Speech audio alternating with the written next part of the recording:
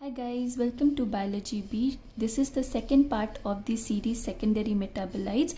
As we have already studied the first part of secondary metabolites, in which we studied about the terpenes, which is the first subclass. Today we are going to study the second subclass, that is the phenolic of the secondary metabolites.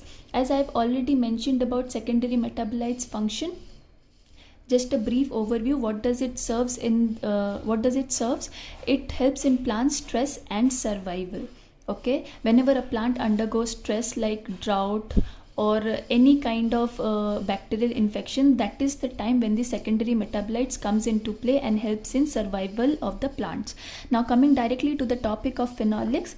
So what are phenolics? Phenolics are nothing but a hydroxyl group is attached to an aromatic hydrocarbon group. Okay, so this is a benzene ring. To this hydroxyl group is attached, and this is how the structure of phenolics look.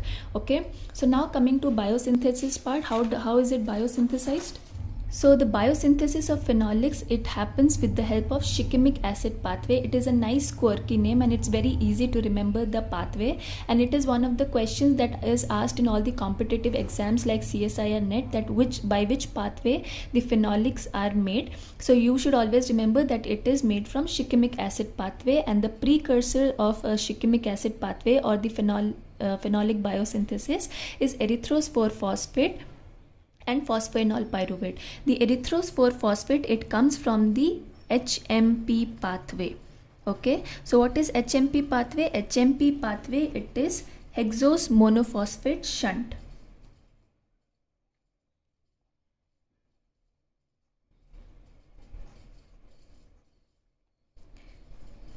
Which occurs in plants, plastid and cytosol, and phosphoenol pyruvate, which we very clearly know that it comes from glycolysis. Okay, so when these two products, erythrose 4-phosphate from HMP pathway and phosphoenol pyruvate, they undergo condensation and they make this amino acid phenylalanine. Okay, so this phenylalanine is then further converted into tranexamic acid with the help of the enzyme PAL, which this is the abbreviation, and the full form of the abbreviation is phenylalanine lyase. Okay, so what it does, it deaminates, that is it removes the NH3 group or the amide group from the phenylalanine, and it converts the phenylalanine into tranexamic acid, and this tranexamic acid, it is further converted into simple phenolics. Okay, so now we'll study about the further division or the subclasses of phenolics. So the first class of phenolics is flavonoids, the second is coumarin, the third is lignin, and the fourth is tannin. Okay, so phenolics, wherever you study about phenolics, so you should always know that phenolics, the major function of phenolics in the plant world is to serve as an attractant for a pollinators, which will study that how it attracts the pollinators. Second, it provides mechanical strength to the plants, and third, it serves as a herbivore, which will study like which are the classes of phenolics which serves as herbivore.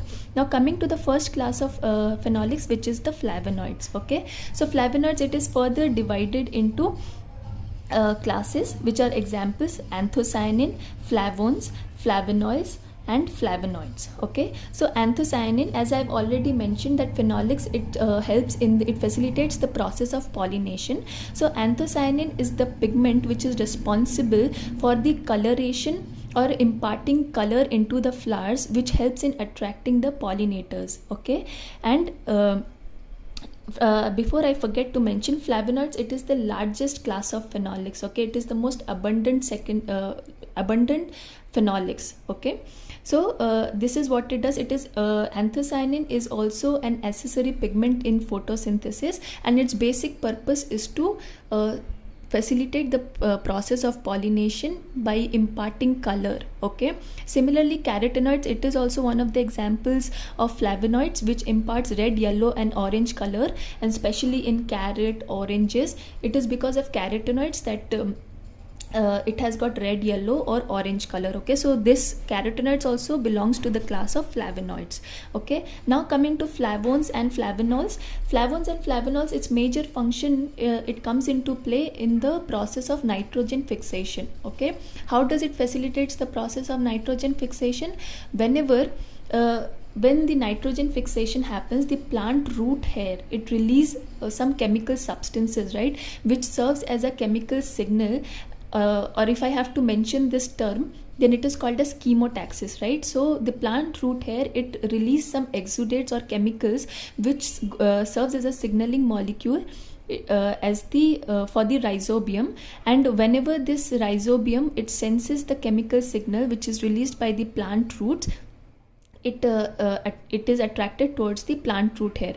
So the compound which is released, or the chemical compound which is released, is called as the flavones and flavonols. Okay, so these are the chemical substances which are released by the plants to attract the rhizobium during the process of nitrogen fixation. So you should always remember this. And apart from this, it also forms something called as nectar guides. So what is nectar guides? Nectar guides are nothing but formation of symmetric patterns, okay, in flowers. Okay, there will be some kind of pattern in the flowers you would have seen, which helps in guiding the pollinators towards the nectar, and hence the pollination process is facilitated by flavones and flavonols. Okay. Now coming to the second subclass of phenolics, it is coumarin, which constitutes the examples of coumarin are aflatoxin, dicoumarol and scopoletin. Okay, aflatoxin, it is a fungal toxin or mycotoxin. At times when you eat peanuts, right, there is an unpleasant taste in the peanuts. So it is because of the presence of this fungal toxin, which is called as the aflatoxin. Let me just write it. It imparts unpleasant taste in peanuts, and it is because of the presence of this fungal toxin. Okay, now coming to the scopoletin. Scopoletin, it inhibits the seed germination, and it is found in seed coat.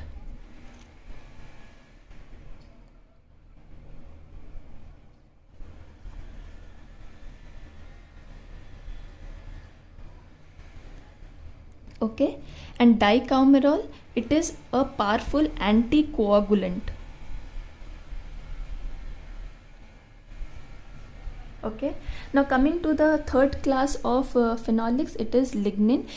It helps in the process of lignification. So what is lignification? So suppose whenever there is any invasion of microbe or pathogen into the plants, the plant will start hardening. Okay, so that it can prevent its the invasion of the microbes. It is because of the presence of the phenolic lignin, which helps in the hardening of the secondary wall of the xylem. Okay, and it provides mechanical support to the plants. It is indigestible to herbivores, and it can be further subdivided into three classes. The first one is sinepyl alcohol, the second one is coniferyl alcohol, and the third one is coumaryl alcohol.